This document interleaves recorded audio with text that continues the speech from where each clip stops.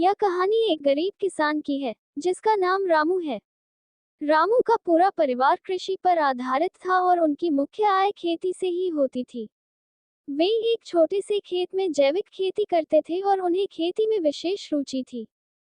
रामू की कहानी उस समय से शुरू होती है जब उनके पास बहुत ही कम सामग्री थी, लेकिन उनकी मेहनत और आत्मविश्वास की वजह से वे किसानी में सफलता पाने के लिए कठिनाइयों का सामना करते गए।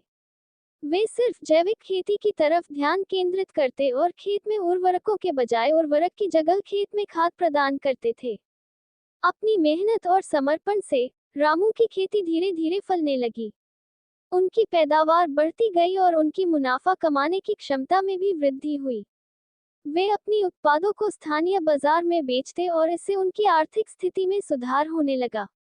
रामू की सफलता उनके परिश्रम, संघर्ष और सहनशीलता की कहानी है।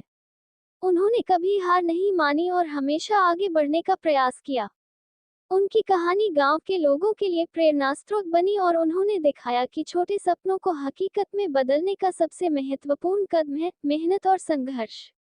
इस कहानी से हमें यह सीखने को मिलता है कि सफलता पाने के लिए धैर्य और परिश्रम अत्यंत महत्वपूर्ण होते हैं, चाहे आप किसी भी क्षेत्र में हों।